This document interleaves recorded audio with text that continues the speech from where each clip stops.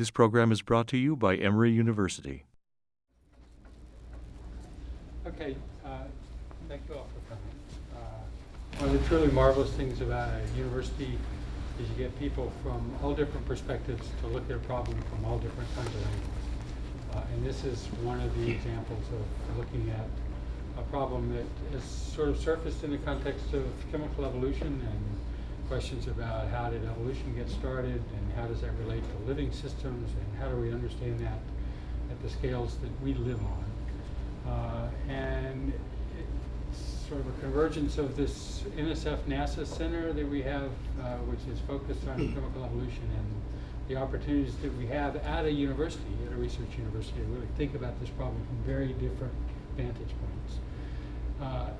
And it came from small grants that actually the center put out to individuals who wanted to think about this from different vantage points. And Steve Everett actually was awarded one of these grants to think about the context of emergent properties of matter from the perspective of music. And we are joined here, fortunately, by the maestro of the Atlanta Symphony Orchestra, Robert Spano. And the way this is going to be set up, at least at the beginning, is Robert is going to serve as the host for discussing the interface between Steve's project and the project which is built on, which is Martha Grover's research. So thank you for coming and welcome. Thank you. One of the great things about this residency that I have for these 3 years in my experience is finding ways to connect to things about which I know nothing. And it's really wonderful and very informative. And one of the things I realized when we met the other day was how rich each of these two, what they're working on and what they're engaged in, how rich a world that is. And so I wanted to get to be the one to ask the questions. And I think I'm very glad you mentioned perspective in introducing us and this. I don't know if you know Gene Gebser, one work in particular for which he's known as the ever-present origin, and he divides history. He's looking at history in terms of cultural artifacts primarily, in terms of what was happening in societal consciousness before perspective in painting, and what was happening after. And it's actually a very interesting way of looking at things. If you think of those two-dimensional medieval paintings, or the fact that artists worked in guilds and the cathedrals are anonymous, there's a different attitude than the subjective, which postdates perspective in art. And maybe that's why we're here doing this particularly interesting arrangement of things, because we all bring a perspective. The subjectivity of it is part of the beauty, I think, that the perspectives present here are so divergent, and finding common ground is of such interest. So if you don't mind, I'd love to start with you, because even when you were describing your work in general, let alone the work that you're engaged in now with this grant, I was riveted. So I'd love it if you could do that for us. Sure, absolutely. So I am very interested in understanding how we go from very simple objects to putting a lot of them together and getting something that is much more complicated, much more complex. So I just really like to think about those kinds of problems.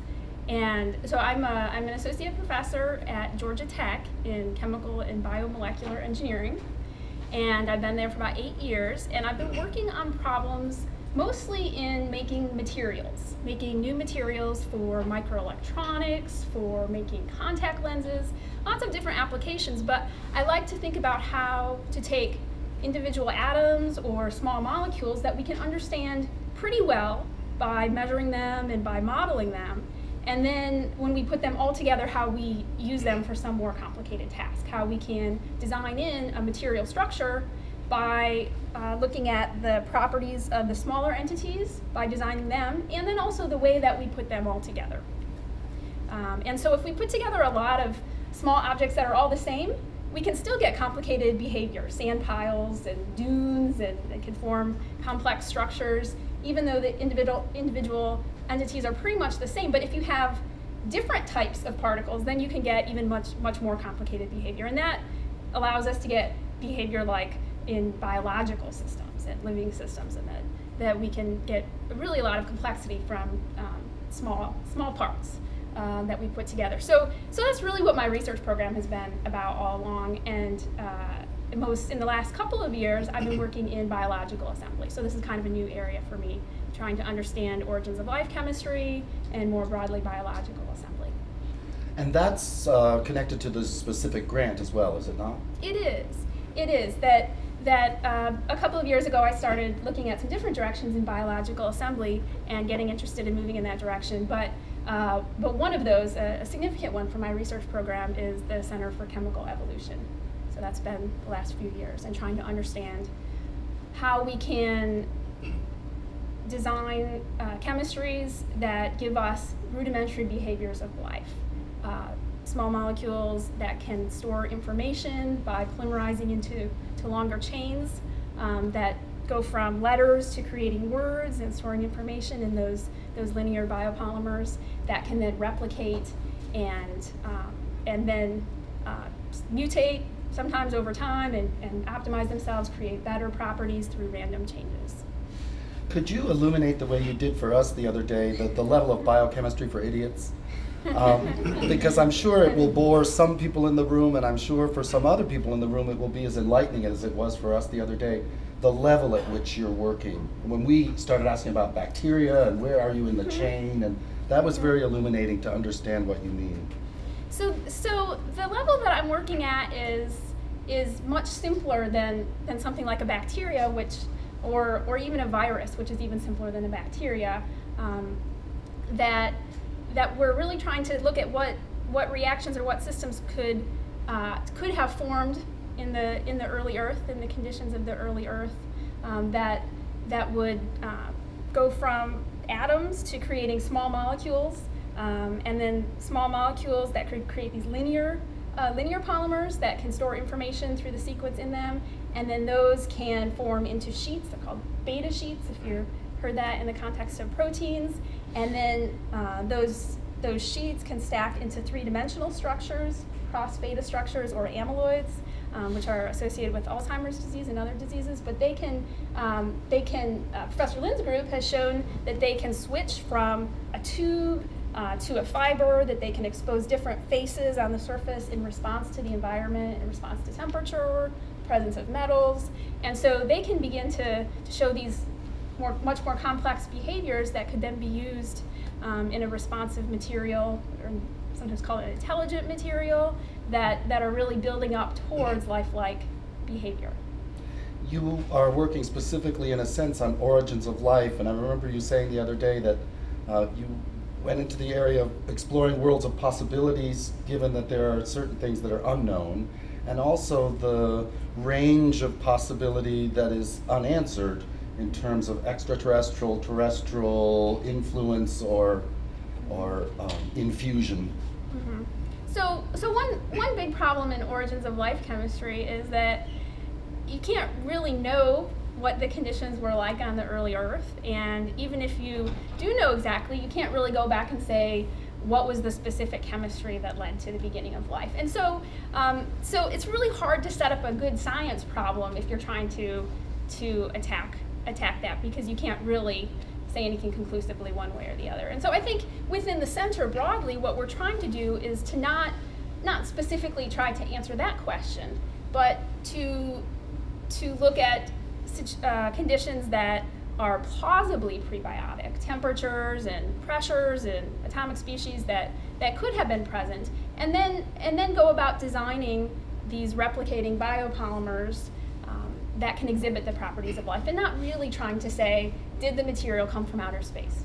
Was it all present on the Earth? Is this exactly the chemistry that led to our own existence? That we don't really need to answer that question, but that we can better understand ourselves and our own in biology on this planet by asking these more basic questions about what sets of chemicals can have this type of behavior.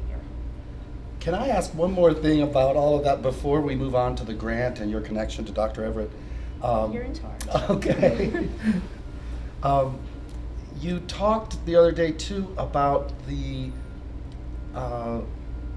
issues of, in a way you mentioned it early on in what you were saying today too, but the issues of uniformity or diversity within the system and what that leads to and what processes those spark. So most people have probably heard survival of the fittest, and that's an important concept in evolution, that if you're more competitive, you're more likely to propagate, and over time those properties become more and more dominant in the community. But that's not really the whole story, and this is a concept that is also important in our research, and in, I think, the computer simulations that Steve is going to show in a little bit, is that what we are really looking for in coming up with these plausibly prebiotic chemistries is a situation in which we can have lots of different polymers in the system, lots of different information storing molecules that can help each other, that can coexist, and that also then when the environment changes, maybe some of them won't be as fit, but others will. And so we really don't want to just have one winner in the system when we're trying to design our prebiotic chemistry. We want to have a system in which we can have coexistence of all sorts of different kind of properties, so that the community will be most fit, that through diversity that the entire community is more likely to survive. I found that tremendously inspiring.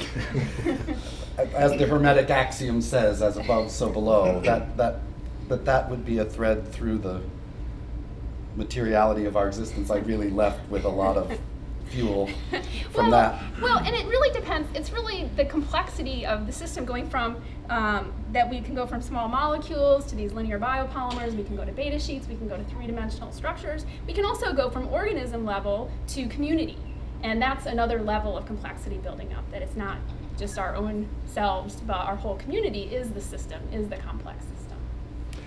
Maybe we should move to the grant and the particulars of it that led you to this association. As grants often do, they ask something of us that may seem artificial. And often those things lead to some of the most creative and interesting possibilities. That's been my experience with grant writing. I have no idea what your reaction was to the provision of the grant, but maybe we should move on to that. I thought that was wonderfully artificial and led to something truly beautiful. So the music. So I was actually approached, or I found out about it during the fall after Steve had been awarded this seed grant, and they said, surprise, Steve Everett is going to write a composition about your research. So maybe Steve could talk a little bit about the process. And the notion of the grant is that, not only in this situation, but there are others, I take it, where the notion is that an artistic expression will correspond to the research effort. But you don't take that question, just go. Okay. Well, my understanding of the NSF grant was part of the requirement of the grant is that you need to have some kind of educational outreach to sort of help as the grant emerges and as the research unfolds. You want to be able to have places where you sort of educate the public, other scientists have a chance to come into it. So there's a series of activities that a grant, you want to have some way of sort of transmitting what you're doing to people like you and I. So part of that is that they were looking for opportunities for how could we put together something which has an artistic basis that could somehow demonstrate and help educate people to the elements that are going on in this particular project. So when the grant was sort of laid out and I saw this, it really triggered a lot of my own sort of interest throughout my whole career. I mean, I started out as a math major and really turned to music in sort of mid-sophomore year when I decided music was sort of consuming my day rather than calculus. And but in some ways I found myself still doing both all throughout my life. The thing about this project that interests me was the idea, as you said, as you started your talk saying that basically what you do in your lab is you start with very simple ideas and then you try to see how they grow into larger ideas. I could say that exactly the same thing being a composer, that's what a composer does. We start with a simple idea and we try to figure out how to turn it into something much larger. it grows complexity, it splits off, it takes on, it loses one hydrogen bond, picks up another one, and morphs into all these other sort of morphogenetic processes that turn into symphonies, larger structures. I mean, one of my favorite examples of that is Beethoven, Fifth Symphony. Da da da da. I mean, that's the DNA for that whole piece. Da da da da da da da da da da da. He just plays over and over and over. When the second theme comes in, da da da da dee da dee da, it's accompanied by da da da dum da da da dum. I mean, the whole piece is built on this sort of architecture, a very simple idea that expands and keeps growing into this DNA code that creates one of, perhaps one of the greatest pieces of Western music. That is always the idea of that, of an organic idea growing into something much larger, has always been at the heart for what I've been trying to explore in my own compositional inquiries, is that how do I create an organism, a composition that has time, that has dimensions, that has quantifiable elements, that lives in its own sort of space of limits and domains, and it has its own chemistries that exist. The other part of music, why it to me became more fascinating than just chemistry alone, was the fact that music becomes a cognitive experience, that it gets involved with emotions, it gets involved with culture, it gets involved, all the experience of music is really built on more than just understanding the empirical data that's taking place. I mean, you can analyze a piece over and over and over and label all the ingredients. You still don't capture the potential of what happens in the human brain when someone actually hears that, which has some kind of common language that they understand some of the encoding of what those combinations mean. So whereas science, I think that's the difference in science and art. Science, you're trying to look for things that are somewhat universal outside of culture. Whereas in music, we can't really separate ourselves from culture. So it gets messier. So this project for me was also a challenge because there's been a lot of people, my colleagues, people that I went to school with and work with, who do what is called sonification. And sonification is basically taking complex, usually scientific data, and basically trying to map it into sound and listen to it. So you try to find ways, how can we map this data, not a visualization, which is common, but we actually try to listen to the data. And there's several different approaches or goals with that. Some people are doing that purely didactic, where they're trying to just listen to what they learn about the data from that. So we just sonify, we try to create a kind of a mapping of the data and just listen. Can we hear patterns that we wouldn't necessarily see through visualization, or we wouldn't see just by looking at the data itself? So that's one goal, is try to just figure out, is there something scientifically we could observe by just sonifying the information? Other people who sonify try to actually approach it into the aesthetic domain, where we sonify, we try to transfer the data, but then we start to mess with it from our own sort of internal choices, and then turn it into something which may have some aesthetic pleasing or aesthetic goals to it. And then, of course, scientists say, well, that's bad science if you start to mess with the data. So, you start to, as the farther you get away from science, then you get away and you move into the aesthetic domain. So the question of arts and science has always sort of fascinated me as to how can these two things, which seem so similar in some ways on one level, be so different in their outcomes. And I've heard a lot of pieces that are just purely mapping of sonifications of data, which after about 30 seconds, you can't even listen anymore because it is just like mindless. I mean, it doesn't, the brain as a musical receptor cannot be engaged because it's just sort of unlogical data from a musical standpoint. But from a scientific standpoint, it's very fascinating if you start to look for certain kind of internal patterns in that. So this conflict is what this challenge of this project to me is all about, and trying to figure out sort of how to go about this. Because can I create something as a composer which captures some degree of both sides of that educates the audience to what Martha, and the reason when I saw the grant, I went through and looked at all the different chemists at Tech and at Emory and a number of places around the country involved with this project. I just started looking at what kind of research they do. And what triggered my interest about Martha's lab was she works a lot, which she didn't really talk about, is she works a lot in stochasticism or probability, of trying to not just map linear kinds of domains, pathways through the potentials there, but to actually create sort of probabilistic pathways through stochastic Markov chains, which I use also in my own compositions. Because to me, what's interesting about performing sometimes is that you don't control everything. You allow the agents of the performance in music's case, a performer on an instrument or a singer. You allow that agent to interact with the pathways that I give them, which is the score. But I always like to give a little bit of freedom in that so that the agent can do something that I don't necessarily control. And I always love that. And that's probably some of my background in being a jazz performer, is that I love that feeling of being on stage and you don't ever know what's going to happen, because you all have your databases and you all have your skills, and then how those interact on that particular moment can be kinetic, it can be exciting, it can make everybody in the place just go wild, or it can be the most boring thing you've ever sat through. So that sort of fear of failure on stage is always, it's kind of exciting for me. So I like the idea of this, of trying to pull these together. So as I was thinking about this concept, the idea that really emerged was I want to have live performers, and I want to sonify to some degree a lot of the probabilistic pathways that her research is demonstrating. And I want to do some of that so that you actually can really sort of see the didactic mapping, direct one-to-one mapping of the data into sound.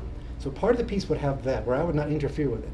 But there would be a point where, when I was reading about this, I quickly saw the Miller-Urey experiment, which is one of the early 1953 experiment around this, which basically identified 4 different molecules or chemicals that were involved in the early formations of chemical evolution. So it made me originally think about the Vega String Quartet. So the idea of 4 agents, 4 interacting elements, because the string quartet is an alchemical kind of, the desire of a string quartet is to blend so carefully together that they become one. They become homogenized into one brain.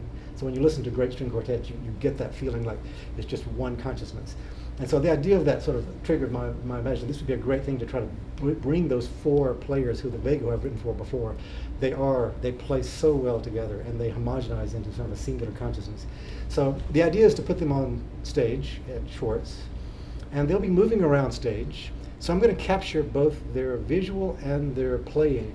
So there'll be video cameras all around the stage, maybe video cameras on them that'll capture the motion of them, that will be triggering information into the pathways, into this data that will be coming originally from Martha's research. So that then the string quartet is going to guide the evolution of these monomers into some new domain, and we don't know whether we're going to produce any complex polymers or not by the end of the performance.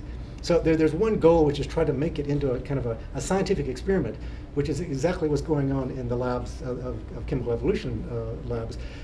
But also wanted to bring this idea of larger domains of unpredictable kinds of elements that may have been early Earth formations with heat, light, all sorts of things that we can't really anticipate. So I thought, how can I bring a larger bit of unpredictable behavior into this piece? So the idea is I'm going to write some iPhone apps, which would be posted on the website for this project, and that people who buy a ticket, if they have an iPhone or an Android or an iPad, whatever, you can download this app before you come to the concert, and then in the program there'll be some directions about, in the very last part of the piece, everybody in the audience who has one of these will be making choices about certain decisions, and we'll be gathering those choices to determine the pathways to the very end of the piece. So that way we start to see that there is this cumulative effect of all sorts of elements that are going to be determining something about the piece. So that's the kind of the structure which is trying to emulate the scientific domain. But then I also know that I will not be successful in creating a composition that has some kind of musical integrity unless I become a composer. And what that means is pulling away from the scientific data and then considering other elements. I mean, the thing about sonifying straight data that is so difficult is that it does not shape into logical units, because we listen in units. Most of what we hear musically is based upon speech patterns. When I'm talking to you, I'm making patterns of sound that have certain units of time, periods, sentences, phrases. Those are the timing models which our brains are used to hearing things coming in when we listen to music. So when we listen to music, we have 8-bar phrases, periods, antecedent structures. It's the same kind of unitary feeling of information that comes in. So I've got to shape this data to find unitary moments where it can define gestures in order for the audience to actually hear it in logical musical constructs, in order to have something that triggers a non-scientific sort of mystical musical kind of happening. Robert and I taught a class last year in his first year of residency, which was just fascinating. he is quite a scholar on metaphysics, and he can quote so many hundreds of philosophers and scientists, and Nietzsche, Schopenhauer, Pythagoras, most of the Greek scholars. His whole house is filled with books just lining the walls. So he had so much information. We looked at the whole history of how music has always had this realm of understanding that it is based upon quantitative mathematical constructs that can be understood at that level, but it also transcends that and carries this metaphysical kind of ability. And so in some ways I'm carrying on a project that you and I talked a lot about last year with this piece, which I'm trying to see if I can actually do that, actually pull and spend a lot of time learning the science, so that I've got a year to do this. The performance of the piece, if you want to mark your calendars, is March 4th, 2012 in Schwartz Center. And, but make sure you go to the website to get the iPhone app before then, so you can be part of the piece. So that's kind of the explanation. And then I want to thank Martha for agreeing for me to bother her with this piece and to sort of bring it into her lab, because she was very gracious about giving me information about what she's doing in her project. I love that you found the seed idea of it, which is that art is messing with data. I think that's fantastic. Would you go back a little bit to the stochastic process music that you've done in your past? And you and I have often talked about the history of that and other composers who've used it. And I'm curious to hear a little more about that and how you're hoping to use it differently in this context, and then go back to Martha on how those things work in the lab. In a few minutes, I'll show you a few little programs I'm working on already, so I'll demonstrate the principle. Whenever you do sonification, as I said before, it's often a one-to-one mapping. And what people will do is they will take, well, let's say we'll take DNA. If you take 4 different elements in a DNA or an RNA molecule, and you try to map those to pitch to the components of music, you get very simplistic kinds of structures that are made on that. And to me, it doesn't really work, because that's not how music works. Whenever I write a single line melody for a violin, it's not just pitch that's taking place. When you actually analyze what a violin is doing on a very subtle level, there are probably, and I always think it's around 20 different controls the violin is making at any given moment. The speed of the bow, how much weight, pressure on the bow, how much vibrato, the portamento between notes, how close to the bridge or the fingerboard they pull that. All sorts of, whether it's up bow or down bow. There's so many variables that are being put onto the sound that make the sound then vital and interesting to us musically. So for me, sonification always is a good idea, but it stops at about 2 different or 3 different kind of transfers of mapping. And whenever you have 3 different transfers of mapping, it's boring. Because music for us, I think, is around 20. When a performer is putting 20 different variables simultaneously into something we're not consciously aware of, it is triggering all sorts of auditory nerve domain complexities that we're understanding that. So that's why a violin is a great controller for capturing data from a performer, because you can listen to, if you're knowledgeable, you can listen to 5 seconds of a violin recording, and if you know your violinist, you can say, oh, that's Joshua Bell, oh, that's Heifetz. Because those 20 different variables are so unique to an individual performer, it creates a very different kind of nuance to the sound. If you only have 3 variables, it'll be impossible to tell the difference between those people. So what I'm trying to do is to try to find a way where I can capture the data in multiple domains. And here again, 20 is the magic number. I'm trying to find 20 different ways of capturing data from the sonification of the chemical data, but also from the performers themselves, both visually and oral, to put that into the mapping, to see whether I can get any level of complexity out of that starts to become close to what a violinist does. That's the challenge. In the interest of not betraying, unless you'll let me, you made an assessment of a particular composer. Oh.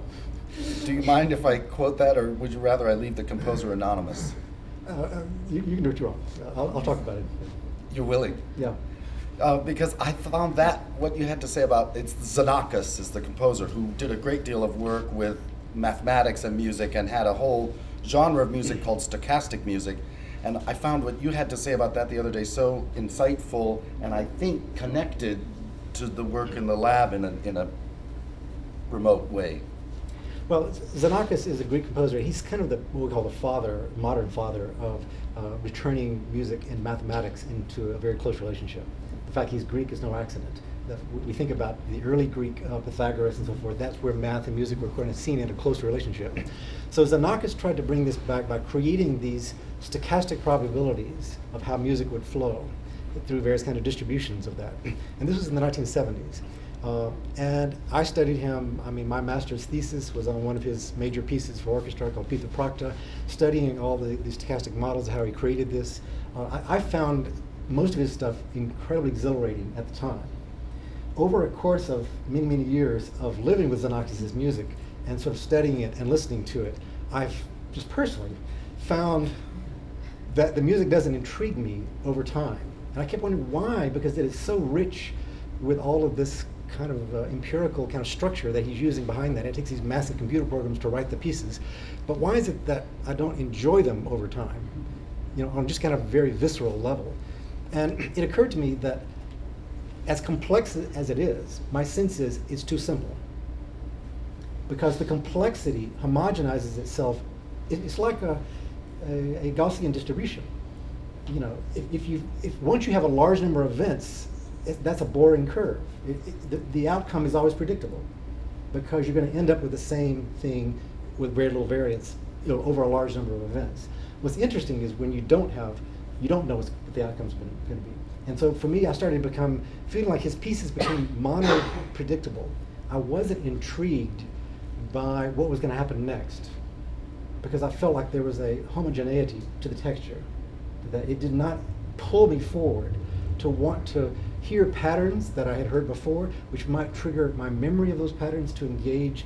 Is that going to come forward? Is that going to return? You know, there's kind of like to me, music is best operating in 3 dimensions: the past, the present, and the future. So that if you are listening in the present and you're building up memory database, you're drawing on that memory database, allowing you then to create anticipations about what may be happening in the future. And that's what's fun about listening, is that you're constantly going back to draw from memory and then to anticipate and then be contradicted of that, which is fun too. So Xenakis to me doesn't operate in those 3 domains. He's too much into the data and the structure, which creates kind of a stagnant in the moment form. Does simplicity, complexity, probability spark any comment? Absolutely.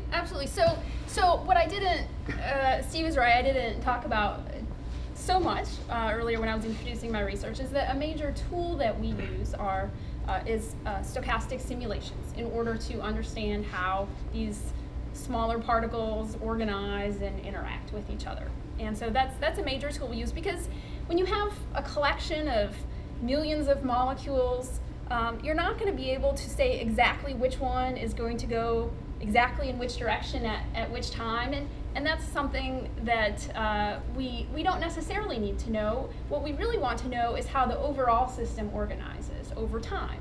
And even though there's so much randomness at the atomic and molecular level, when all of these molecules, many of them organize into our macrometer scale from the angstrom or nanometer scale, we do get behavior that seems at least somewhat predictable.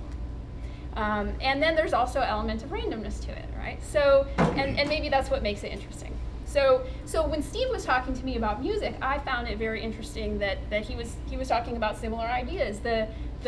So seeing where you are in the present, thinking back to the past patterns, predicting forward, and then you can be surprised, right? And so it's this balance between complete disorder and then total predictability that is really the interesting place to operate. And that's why Markov models are sort of a nice pathway for that. That's right. That these stochastic simulations based on Markov models are based on random selection of events, but the probability of selecting various events isn't just completely random. If it were, we just have white noise like on a TV screen. Markov model. I know it's not at Walmart. Can you tell me more what that means? For me, it really just means that you have you've listed a number of different events that could happen. They can be chemical reactions, they can be rearrangements of the system, and each of them has, you assign each of them a probability of happening. So one may be 80% probable in the next second, and another one might be only 1% probable. And so the Markov model really specifies those probabilities of of events. And then the stochastic simulation is the way of using random numbers to actually select according to those probabilities. So I can take a Markov model for biopolymer replication, and I can run it exactly the same conditions, the same temperatures, the same concentrations. And when I run it over and over several times, I'll get different answers, because each time I'm using different random numbers. So each time I run it, it's going to be different, but there are patterns that are the same in all of them. And it's those patterns that are the predictable part of the simulations. And the predictability remains open to surprise. It does. It does. And so some of the simulations that I will run, they're very predictable. So they basically look the same every time, small changes. But in other cases, you can get what's called a bifurcation. Sometimes it does one thing, and sometimes it goes in a completely different direction. And it's hard to say ahead of time when you look at the rules necessarily and the probabilities which type of system it's going to be. Is it going to be very predictable, or is it going to be this bifurcation or chaotic system where it's really hard to predict what's going to happen? Yeah, this is interesting because, I mean, what's been great about working with Martha is she's been sending me all sorts of articles to read about this. I've been sort of, struggling with learning all these scientific articles. But this idea of the bifurcation has always fascinated me too. I mean, there's a book that I suggested she read by a French mathematician named René Thom. It's called Structural Stability and Morphogenesis. And he talks about the bifurcation idea of that, where you have these stable structures, but then for, in these very unique situations, you'll have just something, a bifurcation will happen, and you cannot really find the predictable elements that make that happen. And those are, to me, what's interesting. And music has that as well. Going back to the Fifth Symphony of Beethoven, there's a bifurcation in the Fifth Symphony, where he just suddenly stops in the first movement, and has the whole orchestra just stops in the middle of the form, and there's an oboe cadenza, which just suddenly kind of comes in out of nowhere. I mean, why does the piece stop? And why does that oboe need to have this little, sort of very short, little nostalgia little thing, and then the thing continues on? No one really understands why that piece, you probably have your own thoughts about what that oboe cadenza is doing there. But to me, it's like a little bifurcation. It's like suddenly, why did Beethoven decide that the whole sonata form just needed to stop out of nowhere and have an oboe cadenza, and then to continue on? You want to answer that question? I always wondered, what do you think of that? He's hesitant to answer, I can tell. I kind of buy into the traditional understanding of the symphony that it's a journey of darkness into light. And at the point where that happens, we've returned to the beginning of the first movement, which is some of the darkest music of the piece. And at the first occurrence, speaking of the use of memory and our understanding of the moment based on the recent past in our perception of music, the first time we had this happen, it also came to a stop, but nothing happened. It sort of plummets ahead after that suspended moment. The fermata's on the G, as you well know, the first time it happens. So I think the reason it happens in the recapitulation is that we are hearing the subjectivity of the experience of the difficulty of going from chaos into order, darkness into light, whatever metaphor one would choose. And of course it's an inadequate one to express the symphony, but that's why it's a symphony. But I've always heard that oboe solo as the quintessential subjective moment of the trial that's being endured along the way. Why oboe? Because it's the most plaintive sound. It also, from a spectral standpoint, is the instrument in the orchestra with the most resonance of overtones in its spectrum. It's the liveliest sound. That's why we tune up to an oboe, because you can hear your notes against the oboes easier than either one. Hence plaintive. Plaintive, yes, okay.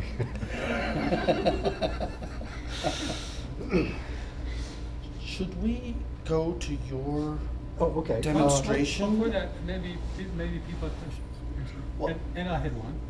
Yes. That's why. Did you want? We can do question time. I was going to show just a little bit of. That's why I was maybe thinking to move on to that so we could get to Yeah. questions. I was clock watching. It comes from working with unions. Well, maybe as Steve's setting up. They are no more. As Steve is setting up, he was being kind of humble about his math background. I met him for coffee for the first time, and I was thinking that I wasn't really sure what I was going to talk with this music professor about and how this was going to go. And I was really amazed that he recommended this math book for me to read, and was talking to me about things that I had studied in graduate school and not really. So I actually had to go study up a little bit on my math so that I would be caught up. But this idea of bifurcations really is something that was common to both of our thinking, and that was pretty cool. So there'll probably be some bifurcations in this piece. I want to just show you the sonifications for how people have done this in the past, and to kind of maybe show you a little bit how I'm planning to maybe do it a little bit differently. This is a program which actually just takes two different data, and what I've done is I've actually back up for this before I show you this. I need to show you. So this is something that Martha sent me, which is basically a kinetic Monte Carlo simulation of some polymers. Right? Do you want to explain what this is? Okay, stay here. This so imagine that you're looking at a surface. And there are small molecules, monomers here, that are linking up into longer polymer chains. And the brighter yellow, even red, are sections where there are a lot of these polymers. And there are polymers with random sequences forming here, but then once a sequence forms, you think of it like a DNA sequence, it can replicate itself. And so some sequences replicate themselves more and some less. And one thing that we found here that we were not originally expecting actually was this clustering behavior. So we thought that we were going to have important competition behavior between different sequences.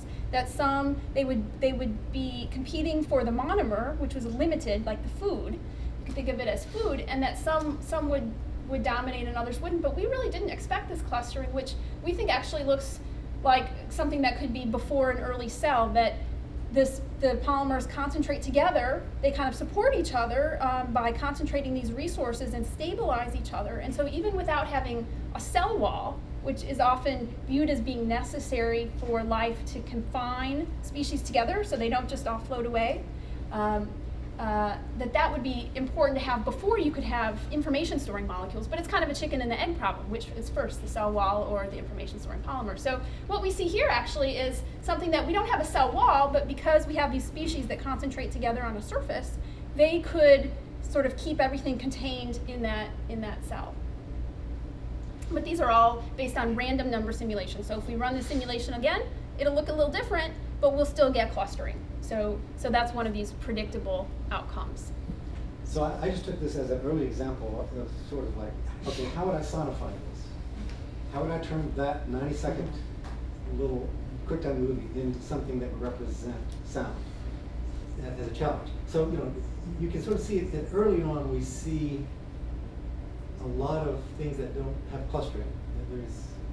Or very small clusters, very but tiny clusters. very small. And I guess the redder the color, the more dense the cluster. What's the color? That is correct, the color bars. So then as we move through, we start to see the clusters emerging. Then about right here, we start to see the larger clusters that start to emerging in the middle, and then in the upper quadrant. And then we sort of have 4 different little cluster quadrants going on here. And then over time, the one in the northeast dissipates, does not catch on, and the center one gets denser and denser, and then we're left with these 3 at the end. And the dark blue are regions where there isn't anything at all. So a polymer that exists in a region like that early on, it's just not really going to be able to reproduce itself because it doesn't have kind of shared resources with its neighbors. The larger clusters grow more and more, kind of a destabilizing effect. And so at the end you end up with large regions where there's really nothing present. And then these clusters where everything's going on. So with that, what I did, I extracted a lot of different individual pictures or just slices from this. So what I have here is, for example, if I want to,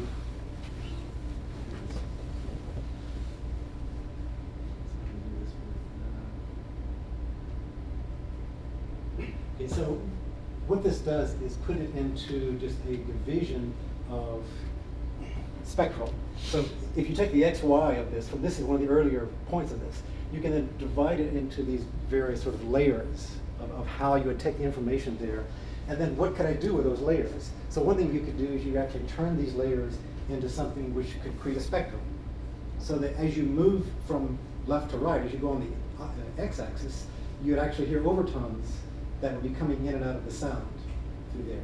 So, and then the same thing over here. You could then take one from later and move through this, and it would have a very different kind of spectral quality because of the density of all the elements in there. And so you could map that particular elements into one particular sound and have a sound that is more richer in quality, which is going to be the denser ones. So that would be one idea, is to map the content of these pictures into the spectral domain or the timbral qualities of sounds. Then we can have transformations with that. So that's what this program would allow me to do.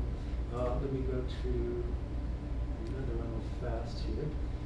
This program basically allows me to take data and to put resonance filters on it. And what you see over here are various filters that I can specify in particular ranges for that filter. And what the filter will do is allow me to take whatever data on an XY plane and actually divide it up into these filtering elements, and I could then start to hear the filters separately, allowing certain kind of elements to come in and out of the sound. So the filtering is another big part of what people do when they're trying to sonify. And then here again, I can specify the different ranges, the fundamental frequencies of each of these, so you can hear them separately. This is kind of one of the more robust programs that will work on this. Let me quickly just mention a couple more, and I'll show you what I'm doing now. Well, here's the data that was being generated from this particular program. So what I'm looking at is, if I extract data from a probabilistic pathway, I'm probably going to end up something that looks sort of like this, with a number of variables and numerical changes happening in those morphologies. So I've got to have some way, and what's interesting about this kind of mapping is that as you start to read each column, we're now getting closer to my magic number of 20, which I'm trying to figure out, how do I get a large number of variables that can then be put onto some kind of sonic domain that would give it a much more complex, rich kind of nuance. So that was the last one. The next one, this is one that is actually one of your colleagues at Georgia Tech. There's a Sonification student lab by Bruce Walker at Georgia Tech. And he's developed this program, which is actually, you take this bit of data, this is a short data, and you can then create a visual graph. This is a simple distribution of this.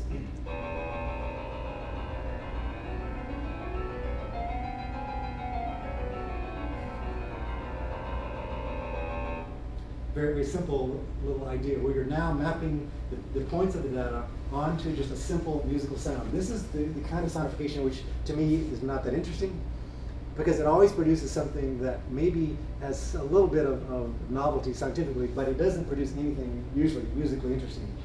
But you can, with this, you can start to enter your own equations and do mathematical constructs that would generate its own sort of output. What I might use this program for is actually take this data and then route it into my own program, where I can then turn it into something that will be mapped to a much more complex domain. So with that, let me go over to, this is a program I'm working on right now, which is essentially, what I've got here is a series of pitch class sets. Just kind of a simple example here. If you think about middle C as 0, C sharp is 1, and you name each one, give it an integer all the way up to B, which is 11. So here we have basically a pentatonic scale, C, D, E, F, G. So these are just basically little sets. So what this program is doing is going to be creating a pathway through this material, and it will be basically picking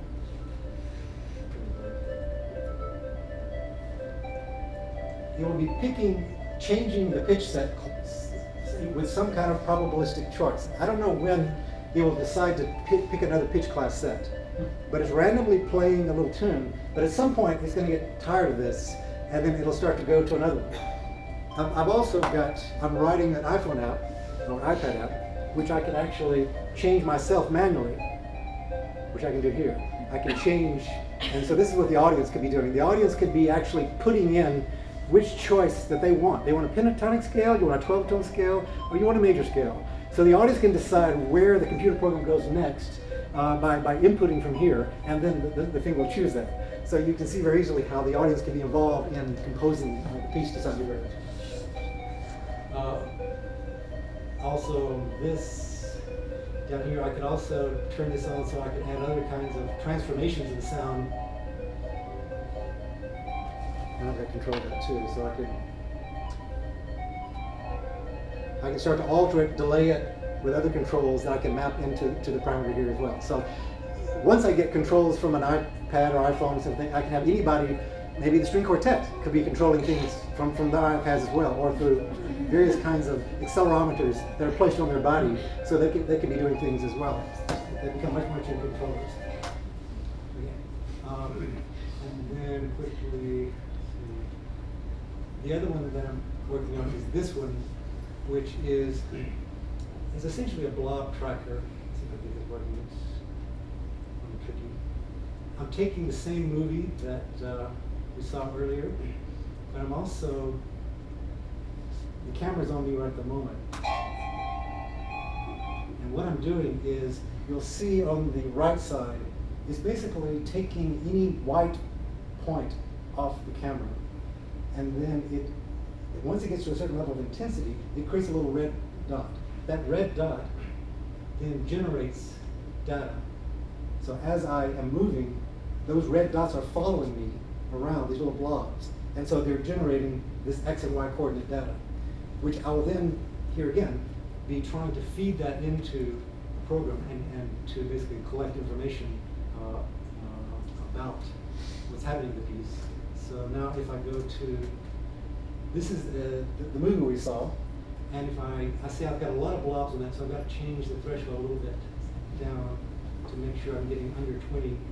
So now I'm just taking the most dense moments, and I can take as the density of the monomers starts to come together, I can then track those, and they'll be sent to its own set of data, where I can then use that data, and here again I can do, with greater sensitivity I can have a lot of blobs, or I can keep it down under 20, which is more manageable. So this is the first step. I mean, you're kind of seeing a composition at the beginning of the process where I'm creating the relationships between how I'm going to take her data and turn it into something that will also capture with the performers as agents. I want to capture them both physically, both sonically, and their movement on the positions on the stage, and turn that into something which is controlling the data to the performance. So I'll stop with that. That's not a demo, so see what's going on. So questions? Now, David, do you have a question? Yeah, now I've got many more. Well, I'll start with the one I had before. Why did you choose strings? Why did I choose strings? I could have gone with any instrument. The strings to me have always been my favorite instrument because they're the richest. And I wrote for Vega 2 years ago an opera where they were chamber opera, and there was part of this motion capture stuff that I was doing here that I did in that opera that I developed. And they had actually, I mean, on a practical standpoint, they had approached me like a week before this grant came out, and they wanted another piece to write for them. And they said they wanted it to be real wacky, and they wanted it to be multimedia with lots of advanced stuff that we were already working on. So I was already sort of starting to think, and when this grant came up, it just perfect, because the string quartet would be the ideal number. Sounds like a bifurcation. Yeah. But also, I mean, when I started reading the Miller-Urey, and you start to see 4 elements, the RNA, there's so many of that 4 is kind of an important number that you can easily sort of use those. So And the other, and actually so is 20. So there are 20 amino acids. Oh yeah, and So that's another good another one. important, 20 and 4, yeah. From the description of your composition, it seems to me each time it's performed, you're going to have a different outcome. So are you worried that sometimes you're going to have a wonderful outcome and it will delight us, and other times it may sound just awful? Ask that question to Robert Spano. It's life. That's what every performer fears when you walk out on stage, Well, is that if you're question. actually performing the music that's written, there's a little less of that problem. But still it's happening. there. But still there's that variable. That's why we pay $50+ to go hear a performance, hoping that it's going to be something magical that time that we didn't. We've heard that piece before, but we want to hear it again with the possibility that it may capture something we've never heard before. I think if I can describe your challenge for you, Please. and tell me how far off the mark I am, but I think what he's trying to achieve is a foundational level of material that will produce at least a satisfying result, if not a great result, in the same way that a jazzer goes into his improvisation with a rich preparation and background. And I mean, when a jazzer starts doing really complex scales, they've played them before, but they're putting them in at the right moment. It's the kairos factor. So there's I think what you're trying to do is create a soil out of which beautiful plants will grow, and hopefully great ones. I like it. Can I use that term? I mean, to me, I think the closer analogy, maybe not so much jazz, is Baroque music. Because when we see Bach or early Baroque composers, what you're seeing is just kind of a roadmap for what actually took place in the performance. And it was understood that you could always add sort of ornaments in all sorts of critical places. No, there were no tempo markings. No one really knew exactly how they're supposed to sound.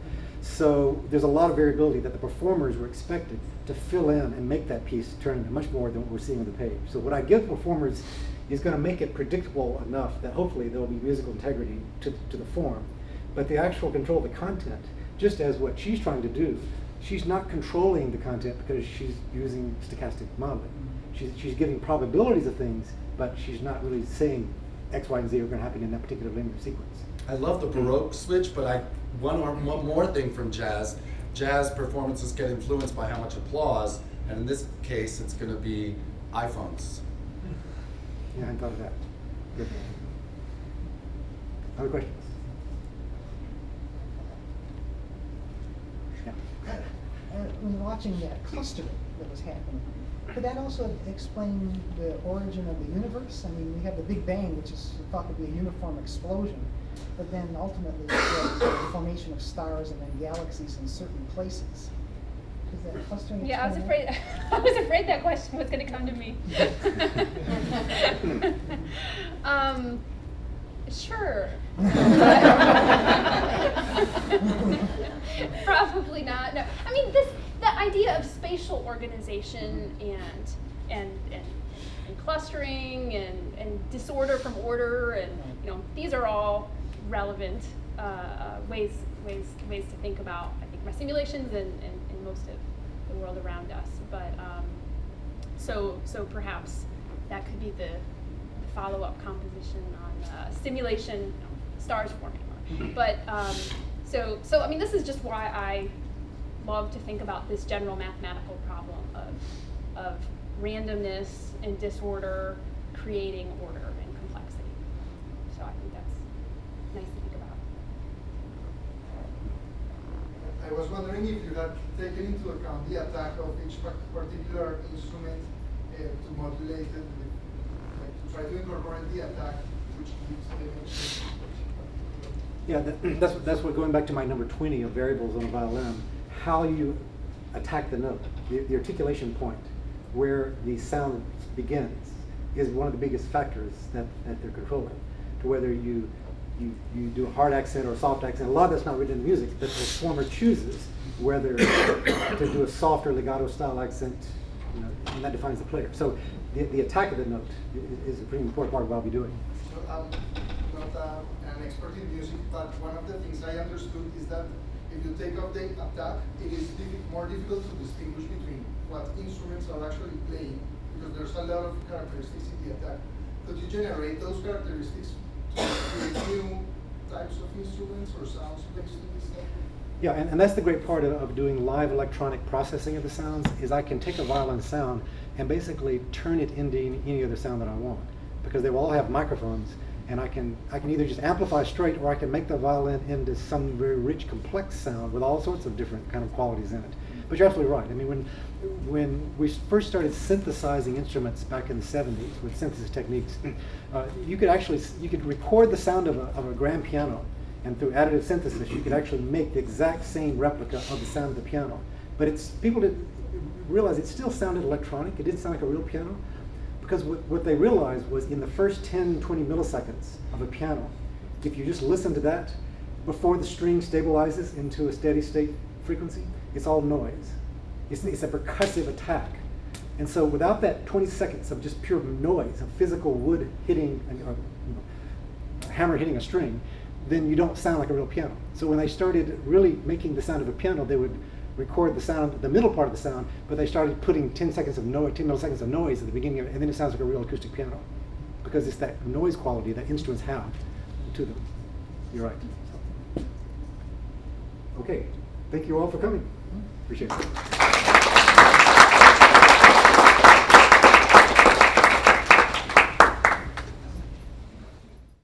The preceding program is copyrighted by Emory University.